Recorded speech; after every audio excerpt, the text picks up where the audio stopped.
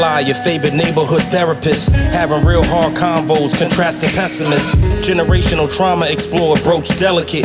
Getting to the root of the pain, healing impediments. Every week signs copay, free lessons.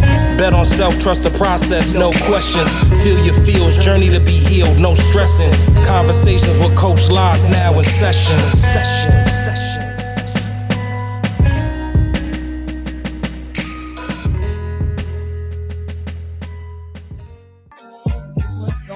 What's going on, beautiful people? Welcome to another episode of Conversations with Coach La La La.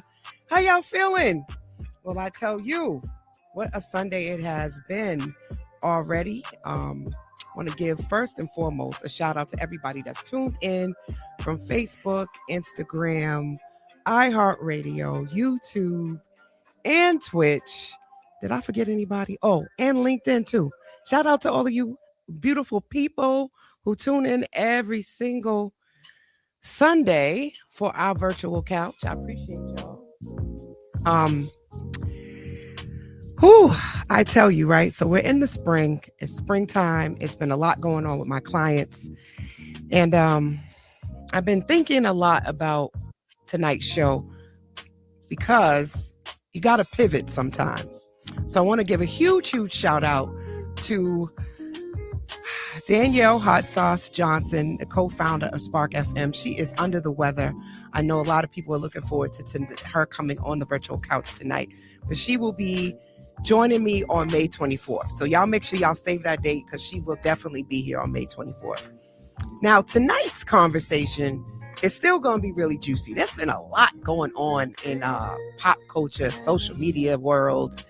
As some people say, it's a little spooky, a little strange out there. So tonight, we're going to blend cultural relevance with clinical depth. I know you're like, what are you talking about, Coach, with all that big mumbo jumbo jargon and all of that? But just to get down to the nitty gritty, we're going to keep it really real today. We don't want to have a surface conversation. It's been a lot of talk about licensed clinicians, whether or not you should see a licensed clinician, what that means to be licensed. We've seen all the stuff in the news with Megan Thee Stallion. So we want to examine identity, trauma, and learned behaviors and how they shape how we show up in our lives and in our relationships. So I had to do one of those Maydays. You know how y'all do those game shows and they put a list of people you can call just in case you need to get some answers and you need a lifeline thrown at you. So I put out my lifeline tonight. One, she is an excellent cook. She goes by Neek's Kitchen. You can find her on social media and also under Neek's Way. Tuneka Green, she's an entrepreneur. She is a hardworking, dedicated sister who has a lot of intelligence, insight, and she happens to be my cousin. So y'all might remember last week when I told y'all I went to New York to celebrate my cousin's 45th milestone birthday. Well, I figured I would have her come on to debrief about what it's like to turn 45, because this show tonight is all about evolution, healing, and growing. And who better to talk about it? And I'll see if she's going to talk about this because I didn't ask if there's anything I couldn't talk about. So before I tell her business, let me bring her on camera, make sure I got her mic on and turn all this good stuff on. Hopefully everything works the way we need it to work because we pivot in tonight. Pivot, and we pivot. You there? I am here. I can hear you. What's up? I'm good. What's going on, cousin? Thank you for joining me on the virtual couch. Long overdue. Shout out to everybody that's tuned in. So, first and foremost, I know you as my cousin, but I know you do a whole lot of other stuff. So, for the listeners who don't know who you are, who is Tuneka? Who's Tuneka Green? Who's Neek's Way? You know, tell the people a little bit about who you are before we get into all these nitty-gritty conversations. I mean, listen, baby, there's levels to it. No, I mean, I guess I don't want to say it's complex, but I guess it's just, we all have a lot of different personalities and things like that. So I am a cook, I don't deem myself technically a chef because I didn't go to, school for that. But Chef Neek's, which I am known by.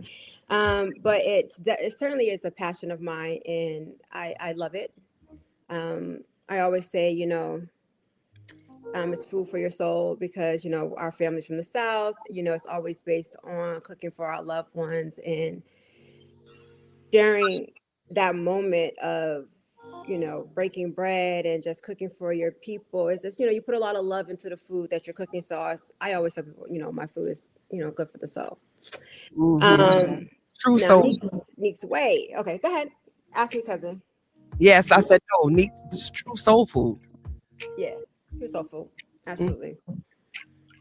Neek's way was actually given to me by a friend because I had another Instagram page and it was hacked. You know how that goes. And then my girlfriend was creating. I was like, I'm not doing a new one. I'm not doing it. You know, I hate, you know, the internet. And then she was like, you know, she convinced me, my girlfriend Mia, she convinced me to do another one. And I was like, all right. And she created the name Neek's Way. And I was like, oh, that's real cute. So I can't even take credit for the name. My girlfriend, she did that for me. So thank you, Mia. She's having twins soon. I thought they were going to be born on my birthday, but Didn't happen. You know, it's all good. But I'm still awaiting my babies, a boy and a girl. So I can't wait, you know. Yes. But yeah, I'm just, you know, down. I like to be home, down to earth, I guess.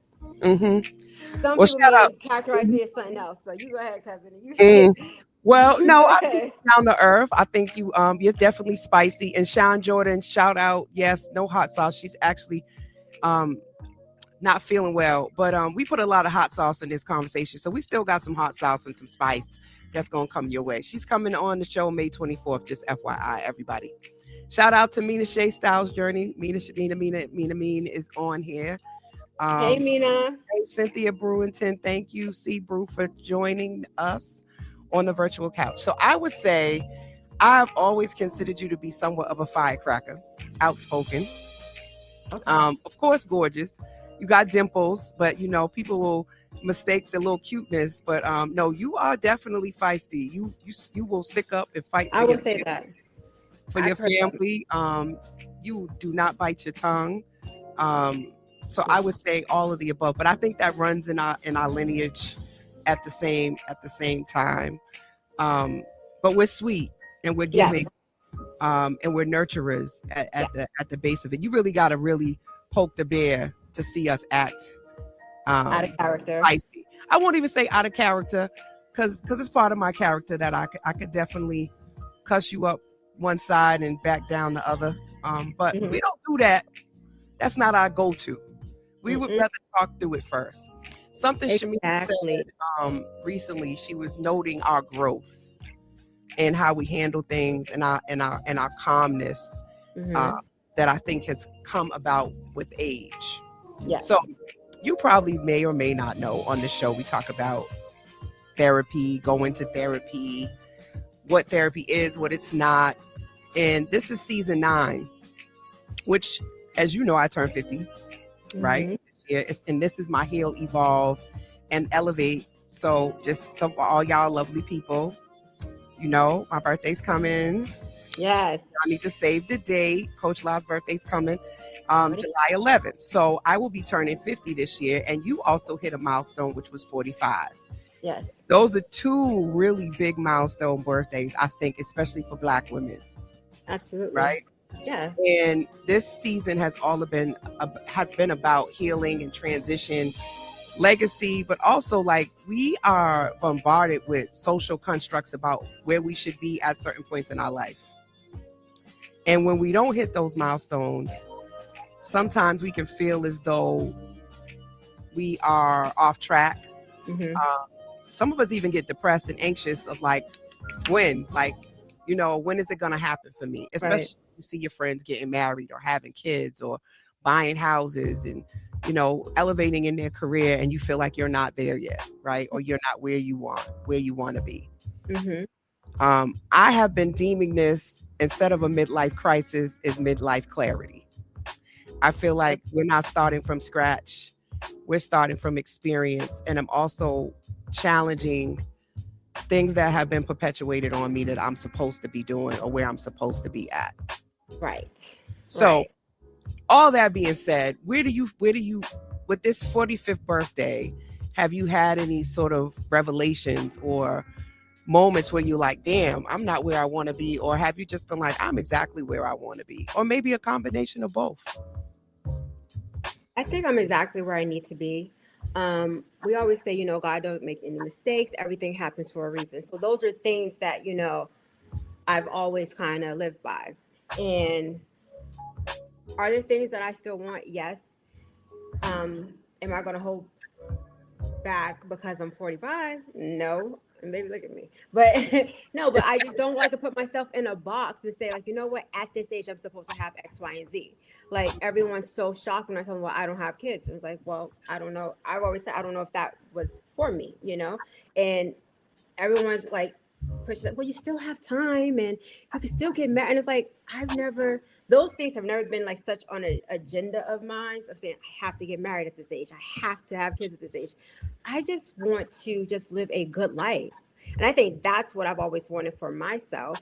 And, whether people want to say that I'm selfish, and that's fine. You can have your opinion, but I've always wanted what I wanted for myself. And that's just is to live a good life, being able to take care of my family, being able to take care of me. I don't want to fit in anyone else's box but my own, because I'm not in anyone else's lane but my own. So I'm not going to compare myself to what someone else is doing. Of course we do. I'm not going to say we don't, but I don't live my life by it.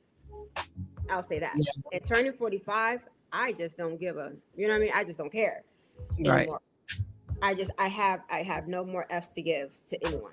You want to be upset about something, you don't want to be able to have a conversation, okay, that's fine. You want to have a tantrum or whatever it is, that may cause conflict with our relationship, whether it's platonic or sexual. If you aren't mature enough to have a conversation about your feelings or have a conversation about what's going on, then I don't think we need to be in each other's life, because that's not where I'm at. Yeah. It's very important to know where you're at. And tonight's topic, right, it's the reintroduction, reinventing of yourself, owning your own voice, and evolving with purpose. And the reason why I really wanted to think about that, I think we get to a point, I would say at these big ages, where we sort of have to decide who we want to be and not what people are telling us to be. And exactly. If not, you will be anxious and depressed because you're trying to live up to all of these standards, definitions and standards that other people have placed on you. And I ask my clients one thing, I'm like, why do you want that? Why do you want that? Why is that a desire for you? What are you hoping that you will get from that? And what will you give to that? For instance, being a parent or being a mother. What do you hope that you'll get from being a mother? And what do you hope to give to your children? I don't think that we often think about it, that this is a whole person that you're developing. It's not just this check of the box. If you want to get married, right? What do you hope to get out of marriage? And what do you hope to give to marriage? Or do you just want a wedding? Right. Yeah. Or are you just in love with the idea of the wedding, the idea of saying my husband, my husband, my husband. Exactly. And so, yeah, I think that for a lot of people, especially right at this time of year, I don't know if you're aware of this, but the springtime tends to be a time where a lot of people want to take their life, right? It's also Mental Health Awareness Month.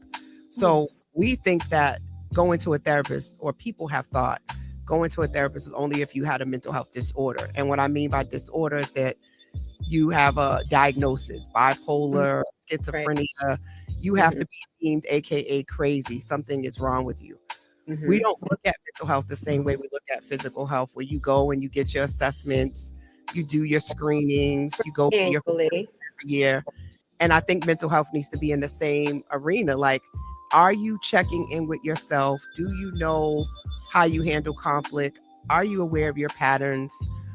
Do you understand, your triggers? If you have had trauma, have you processed it? Do you understand how it shaped you or changed you? And what are you doing about it? Right. I don't think we handle mental health that way. So one of the reasons why this show is here is to get people to think. Yeah. To not have such linear black and white thinking, but to understand the world and human beings are very complex. So I want to normalize people going to therapy. I know for Black folks will be like, pray on it, go to church. A lot of my clients go to church every single Sunday, and they struggle. Some of them struggle more than my clients who don't go to church. Right. Yeah. And so I think there's a difference between spirituality and religion. So what are your thoughts? What does therapy mean to you?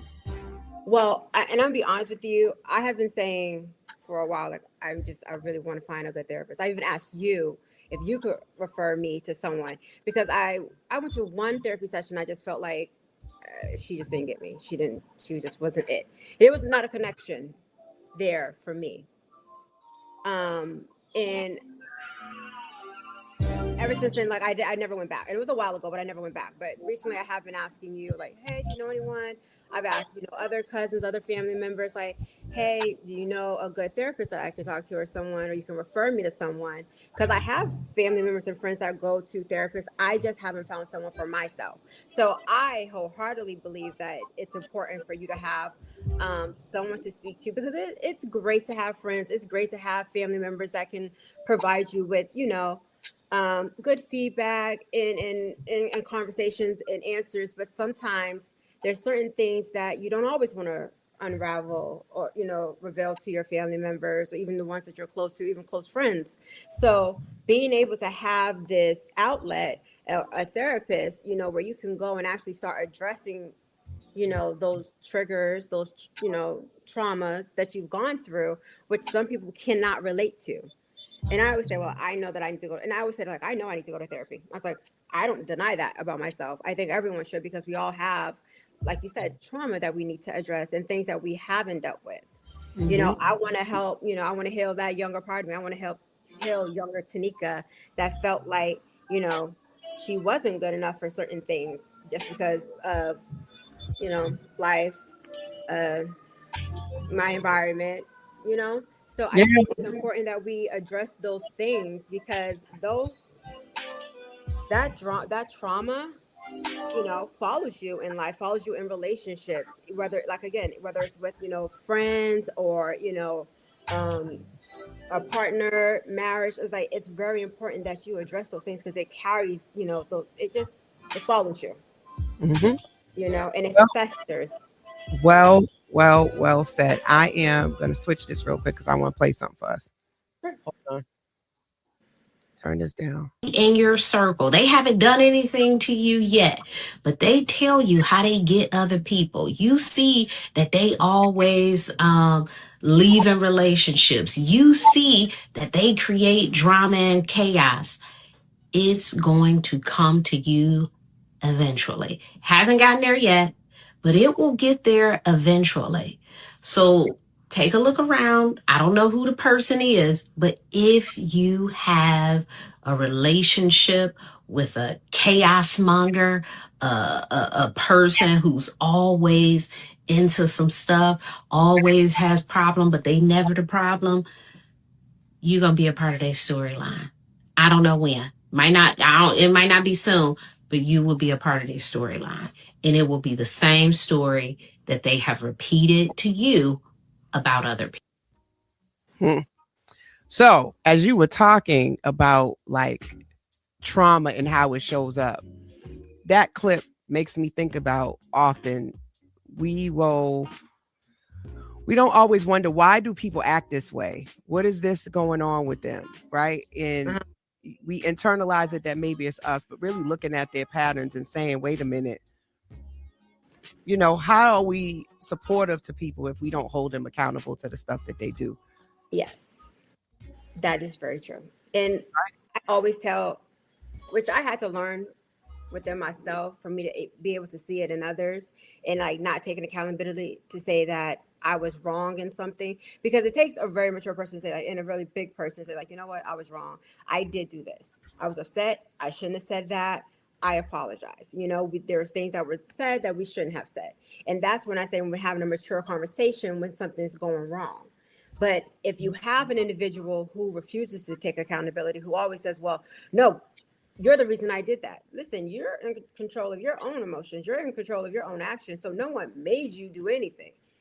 You chose to do something. I love that. And I think, one of the things she said is that when you notice that someone always has drama, everyone else is the problem. Yes, they're never the problem. Sometimes we We will befriend these people. We even be in relationship with people because in our mind we think we're special, right? It hasn't happened to us, so we're safe until one day it does. And I think there's opportunities for us to set boundaries and to correct each other.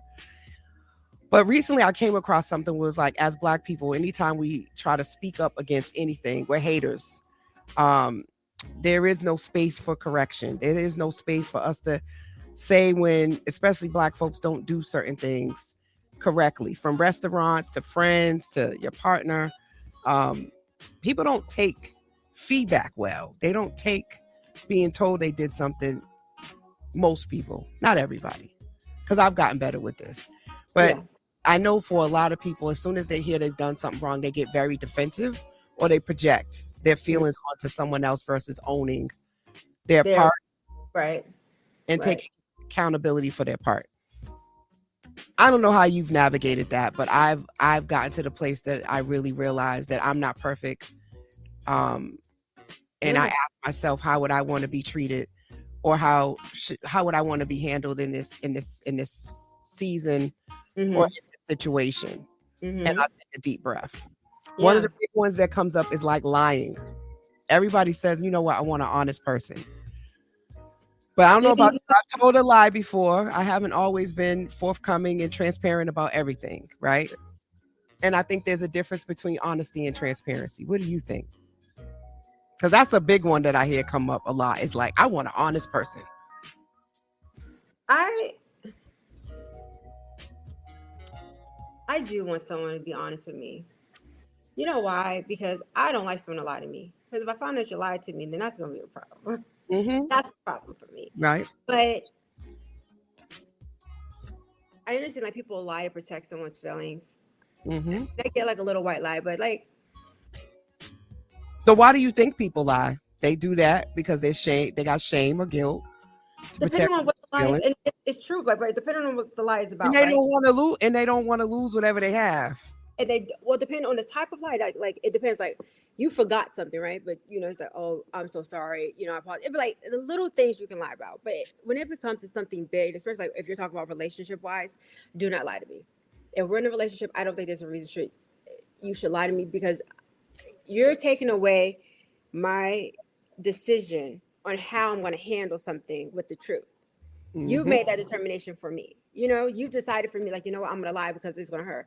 You didn't give me the opportunity to assess what happened, hear you out, and make a decision. Now you lied to me. Now there's betrayal. Now I can't trust you. Now the trust is gone.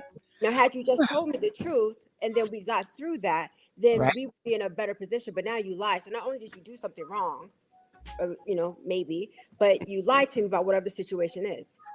It could have been something simple, but now it became, you piled shit on top of shit, if I could say that. You did already. You already said it. It's cool. It's cool. I think we're all right. I don't think that was a too bad. How about that? Yeah. Yes. You know what I mean? So you're piling up all this crap when it could have just been one simple situation that we could have addressed. And I don't think lying, because the truth always comes out. Yes. Eventually. Well, I bring all of this up because one of the topics we was going to get into is Miss Meg the Stallion, and how she's being dragged in mainstream, right? And so this idea of healing in public versus in private, and I personally think she shouldn't even have put out that her and Clay was having an issue. I think she should have kept it to herself until she processed it. That's my opinion. But I know a lot of entertainers have to put out that we've separated for some reason. I don't know why they put out a statement. Yeah, but who? Nobody has to know that. I mean, I don't know why they all do that. And it's not like they were married, so. Right. Just give yourself a second to process it. Right. But the reason why I bring it up is because of the Tory Lanez situation, and supposedly that she didn't tell the truth and she lied, and people are questioning the validity of what she's saying is happening with Clay, which is why I also shared that clip about it's always somebody else and it's never them. And so I have this, I want to support Meg, but I also kind of like side-eyed her at the same time, because you're putting it out there for the public to assess you and to decide whether or not you're telling the truth. And I don't like how it's being handled, but I also know as a celebrity, they kind of lose control of their narrative often. Right. And I think Right? she wanted to be in charge of that instead of it coming from someone else. So I understand her wanting to share that with the public. But I think all she needed to say without giving details is that her and Clay were no longer together. Not because there was cheating, allegation, whatever. She didn't owe us an explanation of why they broke up or why they separated. I just think that she just needs to tell us, like, you know what, Clay and I are no longer together.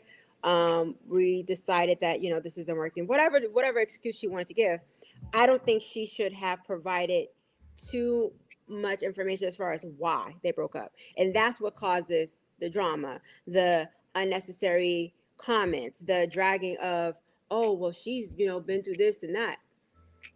They're going to talk regardless, but her just giving a simple, generic, we're separated, I think would have been easier pill to swallow. I agree. And you're already getting some, yep, right? Exactly. And because there's a difference between public resilience, right? And private vulnerability. Right. And I think we would eventually put two and two together, right? We would have been like, we would have made our own stories as we always do. You Well, would you know, have, something happened. right. You know, but allow the you know, the outside world to make assumptions about what could have happened in your relationship. Don't give us don't give, you know, the world information. Keep some to yourself. Keep some to yourself. And I've said this too, like, I get what you're saying too. Like, there's this narrative that you have to put out. But then if that's the case, have your publicist handle it. Have your PR team handle it. And that's what she should have done. Don't put it in your stories, because that does seem a little emotional and it seems impulsive and like you were in your feelings, girl. Like, somebody take her phone away. I'm Like, thankful for you. I'm thankful for you, my sister, and although I'm a therapist, don't get it twisted. These men be trying to play in my face too. And I got people that be like, give me your phone. Go have several seats. Give me their numbers. Listen, their addresses. You need to have people in your life that you can go talk to, which is another reason why I'm a strong advocate for therapy. Yeah. Because I think right now we use social media often like it's our journals. And it's so hard. And I'm not, you know, it's just, and you get what I'm saying. And I'm not going to say names, but it's so hard watching, you know, certain people that I know, I would say, putting their entire life on the internet and letting the world know every bit that's going on in your life. And then you're wondering why everyone is talking about you, because you're providing them an opportunity to, because you open the door. You literally allow these people into your world. At the same time, you're saying, well, I don't want everyone in my business, but you're giving everyone your business. You're telling them what's going on from morning to night. If your man cheated on you, if you got in a fight, if someone lied to you, you're documenting like it's a diary on the internet, every single intimate thing that's happening to you, to people who honestly are only there as spectators to just take it and just regurgitate that to someone else, discuss you as gossip. Yes. That's it. Which brings us to our lovely Clarissa Shields. Honey, baby, cupcake, lovey. And I get it. A lot of people are making money off their pages, right? So some of this is clickbait, right? Some of this is that, you know, they put stuff out here because they know that people are going to comment, like, and it's going to blow their, you know, their views up, and they get a check from it. Right. But respectfully, maybe that's the case. But as a clinician, I don't think all of this is that you just putting it out here because you're making money. I think folks really be in their feelings. They read these comments and they feel like they need to get validation and or defend themselves to the general public. And real talk, it's your life. You really don't have to defend yourself on social media. And then we'll come back to, well, social media is not a real place, but it's made up of us. And so social media is just an extension of us. So when we go out in the world, there's fake people. There's people who are fronting, or as the young people say, they're capping. Right. And it also happens on social media. So are we saying the world is not a real place because there happens to be people that are fraudulent and, you know, are gonna play in our face? I think it's as real as it's going to be. I agree. I think social media has become like almost like therapy to some people. Honestly, it's their outlet. It's them getting they see the likes, they see that people are seeing their stories, so it makes them feel good. Even if it's like, I mean, like on like Facebook, or no, they're both basically the same, and then they're getting to read all these comments. Like I been feeding off of that, that's how they're getting the, highs off of it. I mean, it's nice to get likes, I get that, but when it comes to your personal life, I don't think people should be, that part of your life shouldn't be shared with the world. And I think there's a concept called confirmation bias. So if I've already put in my mind that something's a particular thing, the way my brain works is I am filtering for everything that's going to validate that perspective. So even though you have people on there that are saying, hey, you shouldn't do this, or maybe you should move differently, you're going to feed and look for the ones that are like, yeah, girl, that's right. Yes. You doing it right. Let me ignore that bad one. They're haters. You're not going to pay attention to the people's like, listen, put your phone away, get you a therapist, because that's not where your mind is. Voice. Sometimes listen to your inside voice. That's okay. Your inside voice might be telling you to post it and not give a F, and you might really need somebody to talk you off the ledge. That's sad. And what I've learned being a therapist is that your friends, your family, and your circle may not always give you solid, I won't even say good or bad, but solid advice, because it's going to be based on their values, their lived experiences. And like, if you having an issue with your partner and you bring it to your girlfriends who all think men suck, they're not going to necessarily tell you take several seats, take some deep breaths and think it through. They're going to be like, girl, I knew he was nothing. You should just go ahead and leave him alone. He's a loser. All men suck. They're gonna another one, girl. Like no one's gonna have constructive criticism. Right. Yeah, I got it. Right. It's true. The best way to get over one man is get underneath another one. They're gonna tell you some crazy stuff. So being able to say, wait a minute, well, tell me the facts. What really happened? Because your emotions and your feelings is just data. It's not facts. Right. Just because you feel something doesn't mean that it's necessarily true. Exactly. Right. I always tell people like I'm gonna take a minute before I allow my emotions to lead me. So, and that's what a friend told me, is like, don't let your emotions lead you, because sometimes it can lead you astray. It can cause you to make, decisions that you wouldn't make prior. Like you may bust the windows out of his car. Now, had you listened to that inside voice and said, you know what, let me calm down and not allow my emotions to lead me to do something bad, then it's helpful. Like take a minute for yourself to say, like, you know what, I'm upset. And I am so grateful that I have people in my life that be like, nope, Neek, take a minute. I know you're mad, but just wait a second. Don't do anything rash. And I'd be like, okay. And then I have to think about it. I was like, you know what? It's not worth it. And that's what, like, the realization that people need to understand, like, a lot of things just aren't worth it. It's just that your emotions can get the best of you. And if you allow them, yes. And you will lead you astray. They can definitely lead you astray. One of the other things is for us is the burden of being strong. And I think sometimes getting ahead of the narrative is to try to put up this veil that I'm unbothered and I'm strong. And you know what? You played in my face. I'm good. And I kind of got that a little bit from what Meg posted too. Like, you really gonna do, I was there for you. I did all of these things, but you upset. You're sad. You're disappointed. You're hurt. So it's like, just give yourself a minute to feel that. Even if, and she was like, I'm gonna need a minute after this one, y'all. But did you need the general public to really get on your side for you to know that? Because I feel like it made the situation worse. Right. And then, like, where are your good girlfriends to tell you, girl, don't post that? Like, if I break up with my man, I'm not telling the world. I don't need y'all to know anything that's going on in my life, because outside spectators is not going to give me any positive or I mean, they made a whole graphic of like depicting all of the men that she supposedly has been with and got her bent over on the couch. Like, this is the type of stuff that insecure men do. Will do. That too. I don't even know if a man made it, probably so, but I know I wouldn't want to open up my phone and start seeing all of this stuff. No, I wouldn't want to. So I just feel like, to anybody, but they always want to drag a black woman though, and want to name about who she slept with. So what? Y'all still obsessed with Kim Kardashian, right? That ain't a problem with who she slept with. But I just don't like the fact that every time Somebody sleeping with y'all sons. Y'all do realize it's somebody's daughter. I mean, if you out here and you Nothing in this world is doing your perfect. thing, So, you know, like it's somebody's daughter. but I just hate the way they're trying to drag Meg down. Like, I, don't do.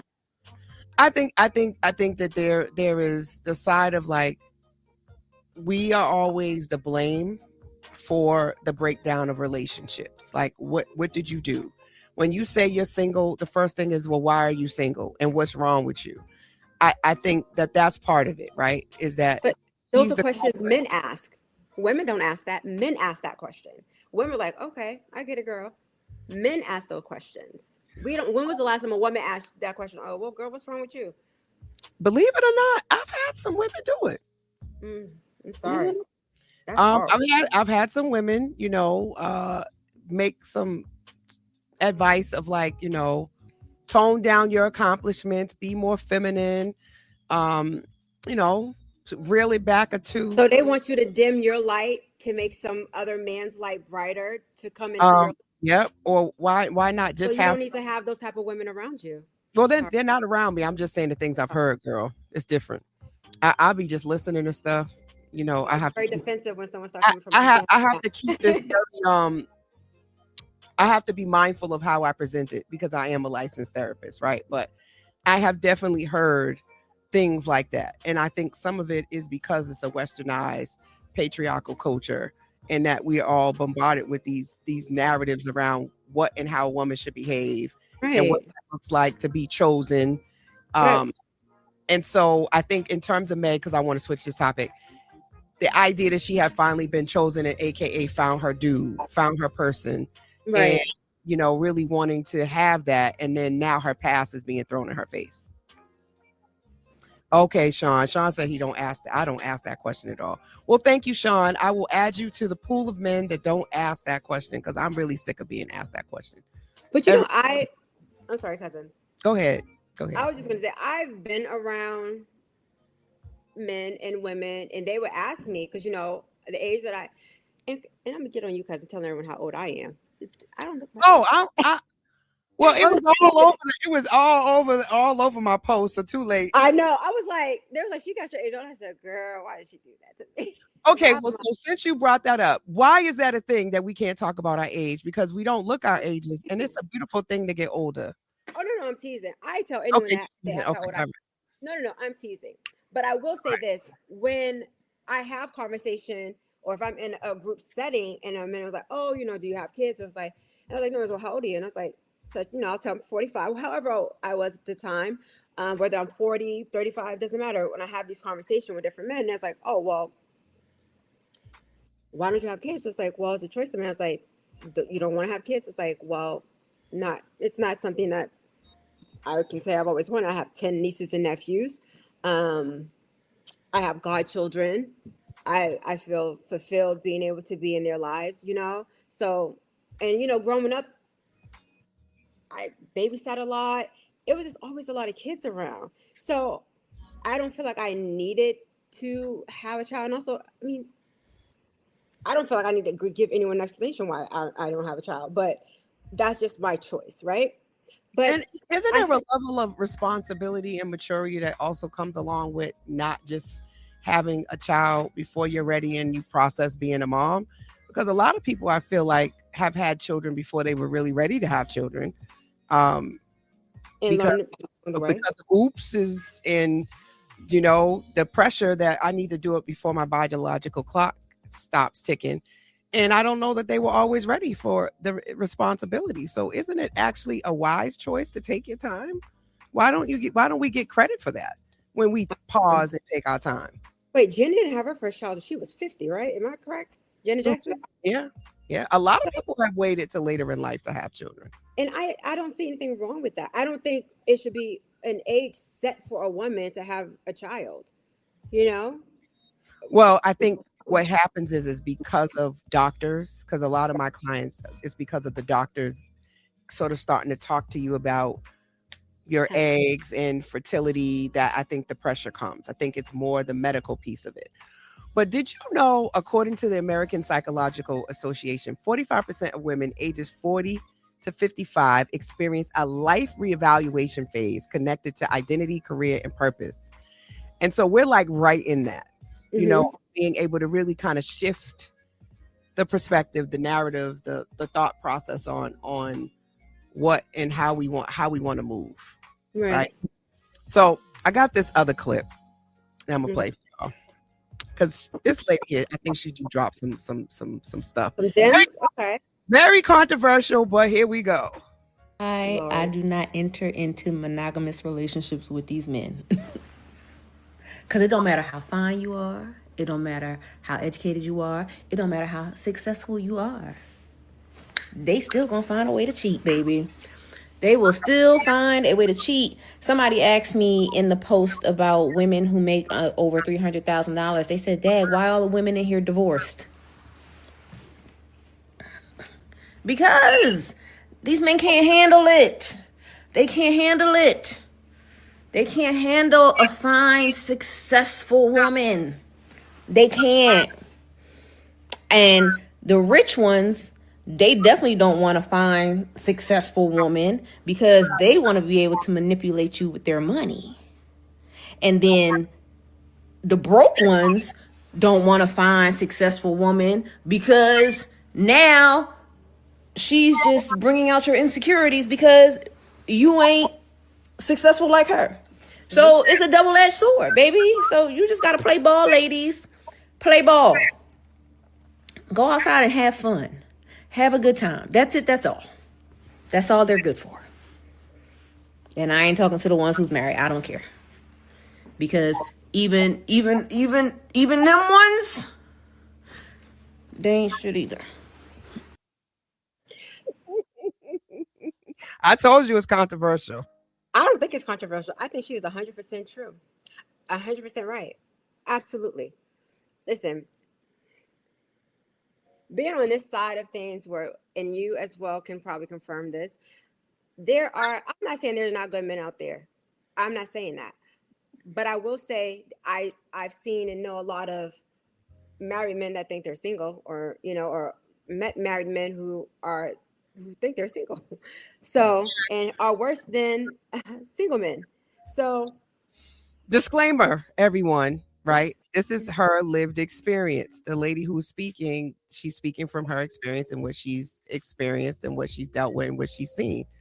This may not be everybody's thought process experience, but I think that when we see stuff like that, because Sean Jordan, I hear you out there, she's bitter and no man bashing. I don't think she bashed men until maybe in the end she was like, she did kind of bash a little bit. But I think that there is a lot of society constructs, again, social constructs around what a man can do and what a woman can do, what's acceptable, what's not. And so I think for a lot of women that are in relationships, they have been cheated on or are getting cheated on, and they're staying for various reasons. There are a lot of people who are dealing with individuals that are still married, like for whatever the reasons are. We don't like to talk about that because that's that ugly part. We just like to, say, well, you should never deal with a married person and this should never happen, but it is happening. So having the conversation on why and how it's happening might be a little bit more helpful than just saying it shouldn't happen, right? Because I think a lot of women feel like her. Again, you asked me, I've been told, downplay my accomplishments.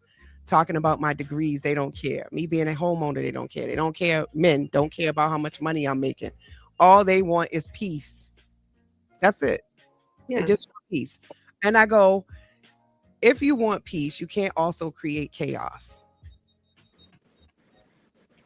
If you're in a relationship and you're not happy in a relationship and you want peace, how is cheating creating peace? Doesn't that create more chaos? I think that's just men are just some men are greedy. And I'm not saying that there aren't women out there that I'll put it back. Tony Bone, we're just having a conversation. We're not bashing.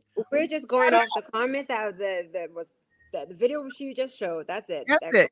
I'm not bashing men at all. I love men. I think you guys are awesome. I love every single bit about a man. And there are also some people that are dealing with these things. Remember, I'm a therapist. I hear these things. So it is happening. Right. It's not like it's a secret. Right. Oh, Sean Aw, said, Sean, don't bye, go. Sean. But why do we get like this goes back to, I mean, Meg is getting dragged, right? And we're watching it as women. But when women start talking about these things, you guys say we're bashing y'all. Like, I don't get it. We're just talking about things that really happen. That's And going on right now. Sarati, right. They not only do successful, beautiful women, but get cheated on too. It's not just one type, right? So when we start to actually be open to having a conversation on why do these things happen, why That's what you be open to. right? Why might we cheat? What cheat? And women cheat too. So let's And I just said that. like women cheat too. So it's really about going back to we talk about honesty and transparency. If you're not happy in a relationship, if things are not going the way that you want, why don't we talk about those things versus cheating on each other? Because some people okay. Oh. What's up, Shotgun Sandy? They're not happy with me tonight. They said tonight conversation was it must be ladies' night on. It's male bashing. I will say this. I have a lot of male cousins. I have a lot of male friends, right? And a lot of things that I hear is that it's not so much, oh, she's the woman's not taking care of home. It's not that. It's just they want either the feel of being, the thrill of the chase. Mm-hmm. That's one part. Sometimes they just want to. Others are not happy at home. So there's a lot of reasons why they're doing it. Some just don't care. Mm-hmm. She said Sarita said talking is taken as nagging, which counters their peace, right? Yeah. And shout out to Steve Gooseby. He just had a whole show with men on it, and the men were talking about all of the things that the women do that disrupts their peace. So I just figured, right, as I'm evolving, right, I'm getting ready to turn 50. Dating, I literally got people sliding in my DMs asking me what it is that I'm looking for in a man and why am I single? Like, this is really happening in my real life, right? Mm-hmm. And navigating the Black woman and a therapist, it's been challenging. Yeah. It's like, I don't want to psychoanalyze anybody. I don't want to jump to conclusions. Right. But I also have to recognize how it makes my nervous system feel. I have to recognize the patterns and the behaviors that don't sit right with me. And I don't want to build a man. I want to build with a man. I'll say it again. I don't want to build a man. I want to build with a man. Correct. So that leaves me in a very particular place in terms of my options of, what potentially a partner would look like at this big age, right? 49, soon to be 50, right? I don't want perfection, but I do want you to have direction, right? I do want you to kind of know at this point in your life where you would like to be. You don't even have to be there yet. You could have had some hiccups along the way. I can respect that. But if you're still sort of like, I don't know, just not sure, right? It's going to probably be a problem. I remember there was one guy who wanted to talk to me. He had all these dreams and goals about business and stuff. So we're talking business and entrepreneurship. And he quickly stopped me. Everybody's not like you, and I was like, huh? He was like, yeah, not everybody's like you. And is comfortable, taking the risk and jumping out there. And, I hear what you're saying. I was like, I thought you were saying you had this dream and goal. I'm sorry. I'll pump my brakes. Cause I'm like, oh, you can go and register your business and you can go get money. Like, I'm just sharing. That's his fear. But that's what I'm saying. That's his fear. That was projecting onto you. And he's like, well, no one was like you, but you didn't say that. You were trying to give him pointers and structure in ways to kind of build that business. But instead of being grateful and saying, you know what? Just open. Right. And I'm going to take heed to what you're saying. He decides to be defensive. And it was also a shot at me. And so what the lady was, definitely, in terms of ambition, he wants to try to bring you down a notch. It's hard to be in that space when you sort of like looked at. I've had guys tell me I'm too outside. I've got too many projects. I mean, it's a gamut of things that They're I've been just told. small-minded. Those aren't because those aren't the ones for you, and If they need to I stay did in not their lane have, because if I did not have this strong mind, I tell you, I probably would definitely be all over the place with the things that I've been told. Absolutely would be. So, evolved or guarded, right? So, some of us, due to our past life experiences, heartbreak, abandonment issues, trauma, right? We are very guarded when it comes to loving and being loved, Sure. right? Yeah. And there's again pop culture, this idea of healing, right? Some people like, I don't want to date until I'm healed. But when you ask them what that is, they don't really know how to answer that. What do you think about this whole concept about being healed before you can like date or be in relationships, especially where we are? Like we've all been through something Right. at this point in our life. Like I will say this. I've been in, relationships, and I've had my heart broken, or, relationships, and, it hurts. It's hurtful. But when I say heal, I mean, like, you need to get that person out your system. You need to find out who you are outside of this person, because you have to think, like, when you're in a relationship, you're with this person constantly. This is your person. So now you're detaching yourself from someone. You need to figure out who you are and what it is that you want for yourself in your next chapter. And if you're going to have a relationship, and when you're going to have that. So you need to give yourself time and space, mentally, physically, emotionally. Like, you just need to just really focus on yourself. And then that's how you're able to allow love back into your life. Like, I feel like you can have fun, yeah, date, whatever. But if you truly want someone, if you truly want a partner, I would say give yourself time. yes. Work, make your money, focus on yourself, do activities, travel, do these things where being in a relationship isn't in the forefront of your mind. It's like, oh, I need to be in a relationship. I need to have a man. No, you don't. Or a woman. Or a Or woman. whatever And your choice. and I say this is what Tuneka just described as practicing self-love. Right? And some people say that we say a lot of these pop culture, we say these terms, these buzzwords, social media terms, and I don't think everybody knows what it means. But taking a moment to pause and say, what did I learn from that relationship? Mm-hmm. How did I contribute to it? And how did I potentially And make what's your takeaway? right? How did I help it? How did I hinder it? Mm-hmm. Right?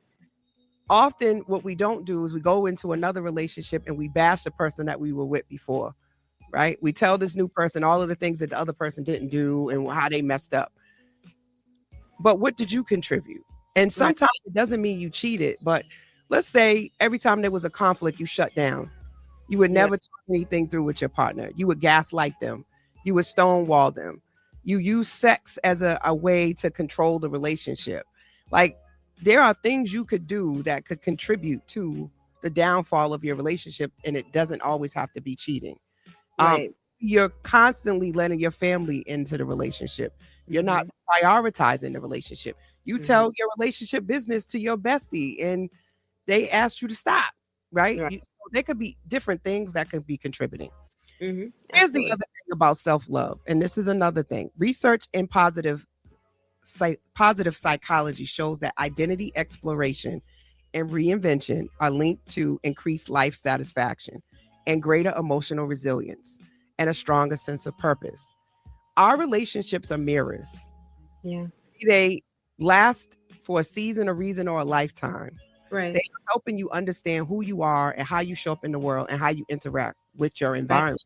Right. And if you look at them from that perspective, even if one ends, you will get something out of it. You will learn something about yourself that will help shape you and help you grow. Even if you got hurt, even if it was that you got lied to, maybe that's what you needed to learn, is how you will react to someone betraying you so that you would know that that's your non-negotiable. Right. That's all you got out of it. Maybe that was a very valuable lesson, depending on how you shape it. No, I agree. I think I always try to take away what I learned from relationships, and I look back on something like, oh, I could probably did that better. I probably shouldn't have to argue with him about that. So you have to, you learn more about yourself too once you kind of really step outside of that relationship and you really take a look back, like, what you did wrong, because you can't say you didn't do anything wrong in a relationship. Then that's crazy. That's asinine. Like, you've done something that caused, this split. Mm-hmm. And we don't sometimes as women take accountability Mm-hmm. in relationships, and when we do something wrong, if we feel like, oh well, he should have done this. Yes, but what did you do to help that? Like, for instance, I'll give you one, and it's as simple as it's really simple, but it's just like my guy. So I don't open no doors. I don't do anything. He opens the car door. I don't touch no doors wrong with him. And he opened the door for me, and he was just like, he's like, well, you can open the door for me too. Unlock the door, open the door. And I was like, you know what, babe, you're right. Not realizing, like, you know what, I should have been opening that door for him. Like, I feel like I'm such a princess, and I get in the car. I was like, you know what, let me open the door for him. He's right. I didn't get mad like, well, who you princess? No, I'm gonna lean over, open that door. Yes, let me open that for him. Why not? So it's just as good as it feels for them to treat and pamper us, they like to feel good and be treated and pampered too. Mm-hmm. And I would say these are things that we've learned as we've evolved and matured, especially with emotional maturity. Yes. I think you'll be able to take in what your partner is saying. And I think, Sean, you made a great point just now about not opening up and not being vulnerable. I think we have to be able to receive that, because if everything is received as bashing or nagging, how do we ever talk about the things that bother us? How do we ever talk about the things that make us uncomfortable? We have to be able to have these difficult conversations and not receive everything as a negative, but more of like, I never knew you felt that way. I didn't know that you thought that way. Right. I didn't have that opinion of that when I did X, Y, and Z. I'm glad you let me know that. It might be a simple adjustment that could be made with being able to have a simple conversation. Yes, and having the safe space to say it, right? Without the threat of, I'm not going to talk to you, I'm going to yell at you, I'm going to shut down, I'm going to walk away from the conversation. But just being able to be like, you know what? I'm going to sit here, I'm going to allow myself to feel the emotion that's uncomfortable. I don't have to do anything about it.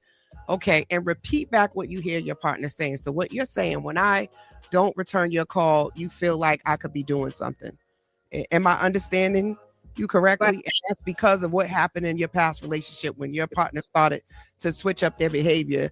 They were cheating. So that's a trigger for you. Did I understand that correctly? Well, I didn't mean to make you feel that way. That's not what I'm doing. But at the same token, I need you to understand the type of work that I have. I cannot text you and call you right back. You're going to have to give me the flexibility to get back to you when I get done with my shift. Yeah. And that's where it comes in, where you need to listen to understand and not listen to respond. And I think that a lot of times is the problem, is that we're not listening to understand what this person is telling us. We're so quick to say or snap back, well, I'm not listening. You just want to respond to what you heard me say. You know what I mean? It's very important that we really try to take it, like you said, and the way you explained it is perfect. When you can reiterate. Well, I am a therapist. Right. I be teaching folks how to, have some dialogue. Right. But hopefully they take heed to that.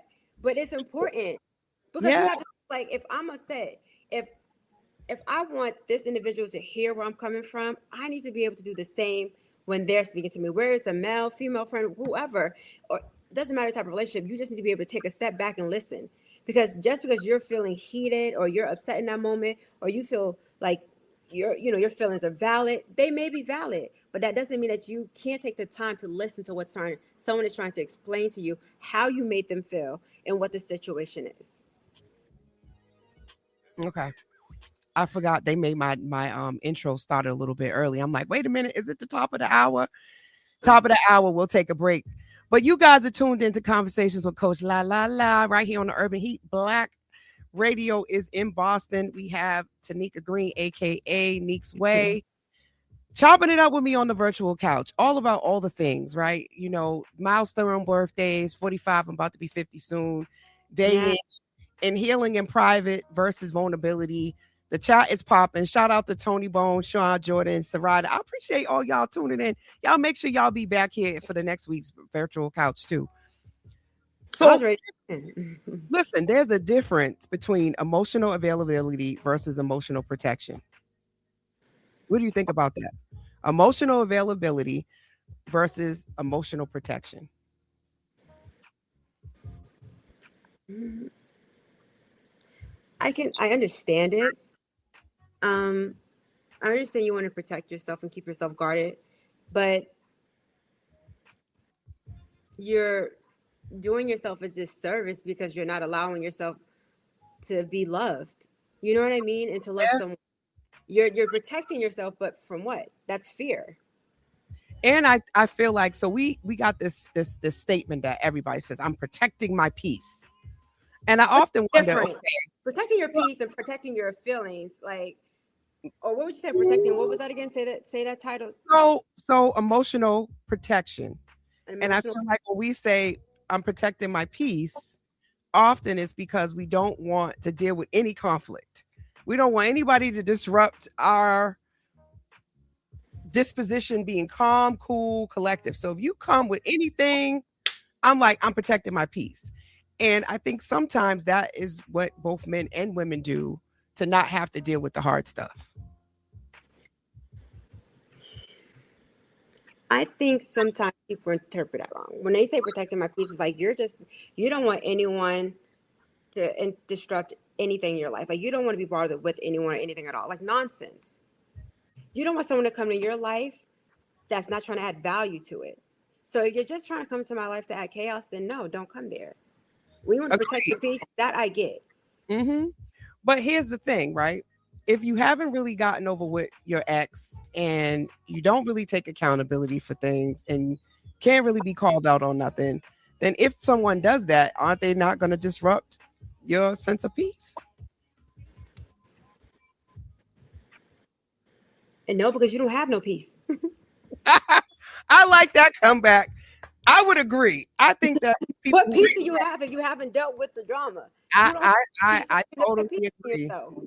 And I think that this is why I think that we have to be really mindful of the things that we sort of say out loud without processing it, Yep. right? Because sometimes the main person talking about protecting their peace is chaotic. Hold on. The unexpected, unorthodox radio from Boston and beyond. Heat981fm.com and iHeart Station. So the main person saying they're protecting their peace got drama, chaos. They just got stuff, right? That's And not then, protecting their peace. They don't have no peace. and I There's say no in I yourself. say that because people can be very delusional. They can be in denial and they can suppress and repress what's really happening in their world. And so that can be a false sense of peace. And I think a lot of people are walking around with a false sense of what peace truly means. I think once you get to a place that you're really comfortable with all that's happened to you, even if Mhm. someone brings it up, that doesn't disrupt your peace. You can have a conversation about it. Right. It's exactly what you said. What are your values like? What's your life like? What are you bringing to the table that I have to process and deal with? Right. Yeah. So can you believe we're almost done? I can't believe we already been on here for like an hour, cause like Really? Oh gosh. really. It's hot, honey. So listen, we can't. Me and you are both talking. So I want to talk to you about your bet on self moments. These are those times in your life. Well, let me first move this comment off of here, but times in your life where you have felt like, you know what, if not now, then when? If not me, then who? As you know, my dad, your Uncle Kenny, always Mhm. told me to bet on myself. So when he passed away, I really started using that as my anchor Yeah. to motivate me and keep me going, is to remind myself that I was already given all the tools. So Right. that being said, you know, past, present, or future bet on self moments. What's something that you can name that is a bet on self moment for you? A moment for me. Hmm? Oh God, girl, that was like really put me on. I know. I got a couple for you, but I No, don't know that's which fine. you would choose. My I biggest guess one, I think, is when you move to New York in general. that, and I was gonna say that. I think my biggest bet on me is when I moved to New York, and everyone although they love me, were trying to convince me not to go. And it's especially since I moved a month after 9/11, because I had already transferred schools, my job. I always tell this story. I had already transferred everything. I was ready to go. I was scheduled to move into my apartment October 5th of 2001. So after that, I was just like, I'm leaving. I was like, okay, I understand what happened, but I was like, I'm leaving. I'm out of here.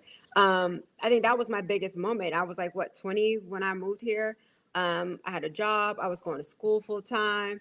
I had my first apartment was in New York City, you know, at the age of 20. So I think that was my biggest bet on me moments. And ever since then, that just proves to me there's nothing that I can't do, even though although coming from a loving place, people were trying to convince me not to go. I didn't have many people encouraging me to go. Like I got on the highway, you know, driving up and down the highway, learning how to get to New York and back. Oh, I'm so sorry. Uh-oh. And we have a brief moment, intermission, because Tuneka's phone has rung. But I want you guys, you back? I'm back. Okay. Okay. Did you hear anything I said? No. Nope, you went black and you said your phone. You're so sorry. About that. Back now. But you were saying you got on the highway. You had to learn how to go on the highway. That was last thing. Yeah, I learned how to go to New York all by myself. Back in the day, we didn't have all the stuff that we have now. I had to do a printout from maps to get from Boston. MapQuest. Like I don't know about that. We telling our age. There wasn't no GPS, and right. You didn't have phones with all of this. Yes, MapQuest directions. Yes, my girlfriend was going to FIT at the time. My cousin lived in Brooklyn, but I would always go to because Manhattan was just easier to get to. So I think that was my biggest bet on me moments. And from that point further, I always just bet on myself. I always just kind of did everything on my own. Yeah. I thought that was so brave. Being that I'm the older cousin and we have another cousin that moved to New York too. I always admired that you guys was like, I'm getting out of Boston. And I've always desired to do that. I am actually, for the first time in my life, going to take a solo trip by myself for my 50th birthday. And I'm going to another country. And it's a big deal. I'm nervous and excited all at the same time. So, but I've had a lot of role models that it's going to be okay. But here I am at a big old age and I'm going to take my first jump out there to go somewhere by myself. I've had jobs where I went, but this is a little different. Jobs when you're going, you're going with people or you're going to meet up with people. So technically it's not really by yourself. But I want you guys to think about this. Healing requires accountability, not just awareness. For a lot of us that are navigating these milestone ages, we're trying to really define and redefine ourselves and connect to purpose, especially if you started off one place and midway you either switch jobs, switch careers, got divorced, things haven't gone as planned. And I think sometimes that can be what keeps you stuck or has you feeling like you don't know what to do next. Take inventory of all of that. Mm-hmm. Those are your lessons and the things that are your own blueprint to move forward. There comes a moment when who you used to be no longer fits who you're becoming. And I think that ultimately is what tonight's show is all about, which brings us to our final segment, Coach's Corner. Get into that. Coach's Corner is pretty much, if you think about you've been a dancer, you've had a coach, you played sports. I did too. But it's everybody needs a coach at some point. You need that person that's going to give you some guidance and give you some nuggets to keep you moving. So this is the point in the show where you get a chance to sort of tell people, what do you want them to take away? What is something, if you have somebody who's listening and they're on the fence, I was often refer to it like double dutch. They're still trying to decide when to jump in the rope. What's some advice? What's some guidance that you want to leave them that when they listen to the show tomorrow, next week, or next month, that Neek's way? Yeah, what's Neek's way? And now, are you asking me as far as with therapy and going to therapy? Anything that you've learned in life that you feel you know what, if I was coaching somebody on how to be brave, if I was coaching somebody on how to bet on themselves, what's some nuggets you want them to take away from tonight's episode? I would just say, just honestly, just believe in yourself. Believe that you are able to do that. Understand that words have power, and it's important that you always speak positively about yourself, which is what I'm learning to do. Um, I think that's the most important thing, is to stop listening to everyone else around you and what they think, or who they think you should be, who they think you are, and start looking within yourself about who you want to be and where you want to be.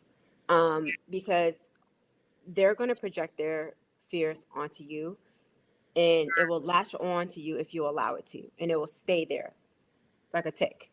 You know, you have to every day just be grateful for the things that you have. Don't um what's the word I'm looking for? Don't envy others' things, because it's important that you understand God's, wherever your religion is, just understand that the universe is giving you things that you need every day.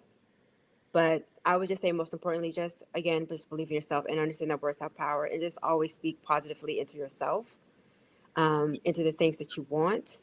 Write it down. One thing I did do, and this just for me personally, I wrote something down that I really wanted, and I put it in the Bible, and I prayed on it. And God isn't like a genie in a bottle. That's not what He is. You know what I mean? And that's not what the Bible is. But just have faith in what it is that you want, and you write it down, and you pray on it. And that right there gave me strength, and it helped me to know that certain things are possible, just by having faith. So that's another thing. But please, please, please, if you feel like you need to go to therapy, go to therapy. And if anyone else knows a good therapist in the New York area, please let me know. I love that. And thank you for sharing that. I think that was very valuable. And I know people will definitely get something out of what you're sharing. I just joined www.blacktherapistmatter.com. So I had, and there was only 2 therapists in Massachusetts that was listed. Now there's 3. So I'm going to put the link, and I'll send you the link. And all you got to do is put your zip code in, and there'll be like a list of therapists that might be a better fit for you. But also, I would say, for those that are looking for a therapist, come up with some questions that you want to ask, what type of therapist you're looking for. That does help. The power pivot check-in for tonight. Not everyone will understand your evolution. Outgrowing people, spaces, and identity is part of healing. Reinvention is not betrayal, it's alignment. And so for a lot of us, we need to stop explaining your growth, right? Mm-hmm. As you evolve and you move into different spaces and places, not everybody's going to be able to go. Not everybody is going to understand as you are navigating And who evolving. you become, and as you're evolving, things you want to do differently. And you're allowed to become someone new. I think sometimes we get so stuck in who we used to be and what people say we're supposed to be that we don't really ask ourselves, who do I want to be? Who am I, and who do I want to be? Yes. And I hope that, people will take heed to that, especially with this being Mental Health Awareness Month. Mental health is so much bigger than just a diagnosis. It's really being able to be in tune and tapped into yourself and why you do what you do, understanding your patterns, and understanding that your patterns don't change just because your standards sound better, right? You can talk about all the things you want to do, but if it doesn't match how you show up, then you're not in alignment. And that's usually where a lot of the depression and anxiety lives, is that you say you want to do this, but you're still doing that. And that gap is what causes the confusion. So get in alignment. Behavior. Yeah, change behavior, right? Yeah. And not only that, having purpose and being connected to purpose is really what's going to change your life. And the cheat code is gratitude, people. You really got to be thankful. I've had multiple guests come on and talk about prayer, spirituality, believing in themselves, not comparing themselves to other people. You got to listen to these themes. Yeah.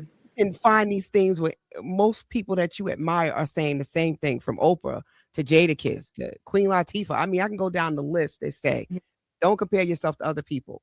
Run your own race. Right. Have a higher power that you are connected to. Go therapy. Make sure you have good people around you that are not just a bunch of yes people that always are agreeing with everything you do. Like these are like not just coaches things. There's clinical research that says it works. And there's a lot of successful people who have said it too. So, all right. If you're looking for a therapist, I am taking clients. Shameless plug. I have some events that are coming up, y'all.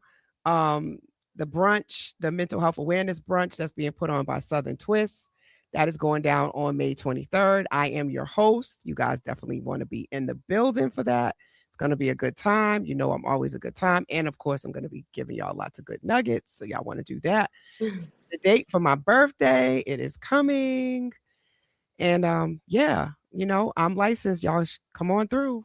Let me be your therapist if you need a therapist. Yeah. Any final thoughts?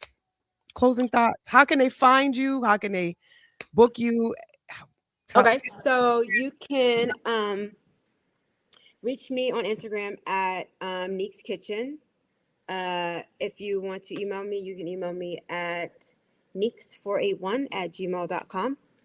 And that's pretty much how you can get in touch with me if you want some catering done, or I don't know, you want to talk. Listen, you want to talk, you need an ear. Don't do that. Right. That ain't what she mean. No. She don't really mean that. She being political. If you need a therapist, you know, come my way. Come back over this side. Come back over this side. Her. And I put that back up there. I was joking about the talking part. Yes, if you want to talk about cooking, yes. I'm your person. Yeah. But if this conversation resonated with you, you're looking for a down-to-earth therapist, somebody who understands you. And I have myself and 2 other people on my team. You can definitely reach out. Again, if you are having any challenges, 988 is a great resource. I want you guys to make sure you stay connected. I don't want anybody out there struggling. You don't have to struggle. You matter. We want you here. And I just really want people to feel like they know that they are loved, right? Yeah. So again, and voice and they should be heard. So yes, you can text and dial 988 if you are feeling any kind of way about what's going on in your world. It's a crisis line. It's 24/7 because I do know a lot of people are struggling, and we want you to still be here. A lot of people that have spoken to me who thought about that, things do change. They do turn around if you get tapped into the right things, and I'm all about support. So thank you so much, Miss Neek's Way, for joining me and coming having last minute lifeline. I appreciate you as always. You always provide great insight and good energy. Shout out to everybody on all of the things: Facebook, Instagram, Twitch, LinkedIn, iHeartRadio. You know we love you so much. Once again, Boston Has Black Radio. I am Coach La, your favorite around the way therapist. I am here every Sunday, 10 p.m. for the virtual couch. I'll see y'all back here next week. I got Rico, the Haitian refugee, coming on. I have also DJ Wade is going to be coming on. I got Muffin Moses coming on. And also the world famous DJ Chubby Chub will also be coming on the virtual couch. And don't forget, Hot Sauce will be also rescheduled. She's not feeling well. That's the only reason why she wasn't here tonight. She was really sad about that, but we rescheduled her for May 24th. And if you know anybody that I should bring on the virtual couch, send me a message. Send them my way. Good night. Thank you, everyone. Have a great week. Night. And remember to bet on yourself. And tune in tomorrow to the Morning Cafe for all the Morning Cafe shenanigans, because you know it's going to be good. Good night. Good night, everyone. Thank you for having me, Coach La. I'm so excited and thank you. Nancia, Smokehouse, it's the urban heat. Shout out to Coach La. Coach LA, it's time to listen to conversations that's gonna keep you in.